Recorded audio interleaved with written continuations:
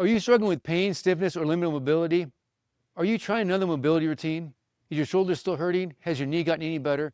Don't you think it's about time to start doing something that actually makes a difference? The problem with most mobility and conditioning programs these days is that they don't provide any clarity. Sure, you can do a crab or a bridge or something else, but what's the purpose of that movement? And how do you do it well? Why those movements and how do you do them to get real results? Later in the video, I'm going to share a program that I've created that will help you move better. People have a false assumption that the next movement they try from Instagram will fix their problem and make everything better. Now, I do think you should move. If you have a choice between moving or not moving, you should definitely be moving. But there's another choice, moving with intention and purpose. I'm telling you from my years of experience being a mover myself and working with thousands of people, this is a game changer. Then how do you know what good movement looks like versus just getting by? This starts with integrity of the body and how force moves through it. So imagine there are two people, one larger, one smaller. The larger person is standing on ice and the smaller person is standing on the ground. They reach out, grab each other's hands, and once the grip is secure, they begin to pull with everything they have, trying to move the other person off their base of support. Who wins? We all know that no matter how big and strong you are, if you're standing on ice, you're likely to lose. Experience is enough for us to know this. This is what's known as self-evident truth. You don't need anything more than basic experience to understand it and predict the outcome. This is something I tap into with every person I work with. The real question is, why does this example even matter?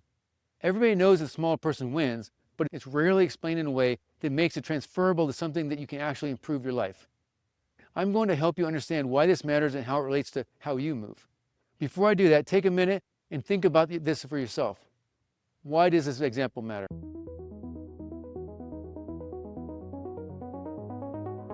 Most people say it's because one person is standing on a slippery surface and the other person is standing on a solid surface, which is absolutely correct. All right, we already know that. But what else does it tell us? I'm going to share the answer with you, but acknowledging it isn't the same as being able to use it. Knowing what you're missing is just as important as knowing what you're getting. The only difference is knowing where to look and what to look for. So, let me share this with you. Both individuals are trying to anchor their bodies to the ground so they can exert force through their hand.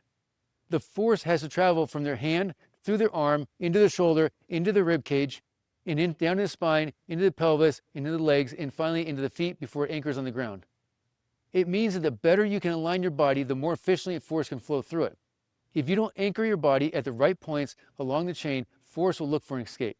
That escape turns into irritation, which turns into pain, which leads to injury. A simple example is shoulder impingement. This is when the shoulder rides up and forward in the socket. That position pushes force out of the front of the shoulder, creating excessive stress on the tissues as body tries to absorb the force in a way it was never designed to. The shoulder is meant to spin in the socket. When it moves forward and up, it starts to roll or glide instead. And when it rolls or glides, it moves out of the socket. Spinning keeps it centered, maximizing surface area contact between the scapula and the humerus.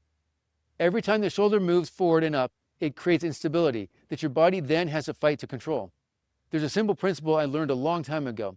A little extra effort and attention pays off exponentially compared to taking the easy route and disconnecting. So what does good movement look like? It looks like aligning your body in a way that maximizes your ability to produce and absorb force. You do that by learning how to let force travel through your body as efficiently as possible. You're probably thinking, that sounds great, but what does that actually look and feel like? These are valid questions, and I'll come back to them. I enjoy going to Cirque du Soleil because after years of developing this framework, I can watch these athletes apply these same principles at a level that's incredible to see. So how do you know if you're aligning yourself correctly?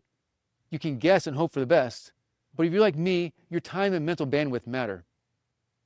You can spend years figuring this out through trial and error, or you can get on the fast track. Get the instruction you need to understand how your body moves and why, in a way that you can actually see and feel. I often take before and after pictures with the people I work with. I ask them to get into a position without giving them detailed cues, just the overall goal. After they do their best, I step in and show them a better way. Almost everyone comes in thinking they actually know what good position looks like. In my experience, that's rarely true. When they adjust into a better position, it usually feels strange at first. That's normal. But when they look at the before and after pictures, just like the tug-of-war example, it becomes obvious that the new position is better. I've never had someone choose their original position once they see the difference. Like anything new, it takes practice. It feels odd at first, and then it improves. Think about the first time you lifted weights. It felt awkward. But over time, it became natural and even enjoyable. This is the same process. Learning how to line your body to produce and absorb force is a critical piece that's missing for most people and most programs. Making the best use of their time by training your body to align in a way that leads to better movement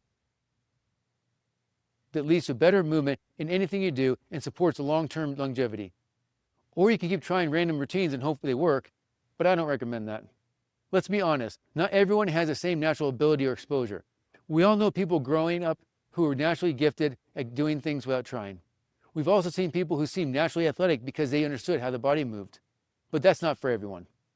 I went to high school where the running joke was that people were trying to letter in fighting. My goal wasn't to get into any altercations. I thought if I got stronger, I could carry myself in a way to better avoid those situations. I spent years learning through trial and error how to maximize performance and minimize injuries. I made a lot of mistakes. I don't want you to make the same ones. I want you to save years of frustration, setbacks, and injuries. I spent decades constructing, deconstructing, and reconstructing how the body moves. The framework I developed will help you produce and absorb force more effectively so you can move heavier, move faster, and move with confidence. One of the keys to movement is a balance between consistency and novelty. Consistency builds your foundation. It gives you a baseline to compare from day to day. It reinforces the core movements that carry over into everything else. Novelty challenges the system. It allows you to move slightly out of alignment on purpose and then recover it. This builds resilience in positions you didn't plan for without overloading them. It also creates familiarity so your body doesn't panic when it gets there. You've been there before, you know how to get out. Then you layer on load, speed, and range while maintaining alignment. This is called pressure testing. You push to the edge of your ability without breaking it. That's where a lot of people get this wrong. The goal isn't to break your body, it's to build it. If you go too heavy or too fast, your alignment breaks down. That edge is where you want to work, close to it, but not past it. It's like driving a car fast through a turn. You don't want to lose control, but you want to feel where the limit is. So how does this apply to your training? I could give you a few exercises and a few stretches, but knowing them and actually applying them are two very different things. That's why I created the 30-day whole body restore.